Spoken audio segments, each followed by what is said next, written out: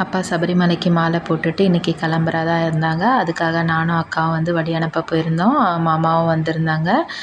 காலையிலேயே வந்து கிளம்பியிருந்தாலும் கொஞ்சம் லேட் ஆகிடுச்சு போகிறதுக்கு. அதுக்கப்புறமா வந்து ராவகால யமகண்டம் முடிஞ்சு தான் அவங்களும் கிளம்பியிருந்தாங்க. அத்தை பசங்க அப்புறம் வந்து எங்கள் ரிலேட்டிவ் மட்டுமே வந்து ட்ராவல் புக் பண்ணி அதில் மொத்தமாக போயிருக்காங்க. இவங்கெல்லாம் எப்போவுமே காரில் போவாங்க. இந்த தடவை இன்னுமே கொஞ்சம் ஆளுங்க அதிகமாக மாலை போட்டிருந்ததால் எல்லாம் மொத்தமாக வந்து ஒரே வண்டியாக புக் பண்ணி கிளம்பிட்டாங்க. அதில் வந்து அப்பா தான் குருசாமியாக இருக்காங்க. அப்பா எனக்கு தெரிஞ்ச ஒரு 35 வருஷமாக போயிட்டுருக்காங்க. அம்மா இருக்கும்போதெல்லாம் வந்து அப்பா வழி அனுப்பும்போது சின்ன வயசுலலாம் ரொம்ப அழுவோம். ரிட்டன் வந்து இது வாங்கிட்டு வாங்க அப்படி இப்படிலாம் சொல்லிவிட்டு இப்போ அதெல்லாம் நினச்சா ரொம்ப கண்ணு கலங்குது.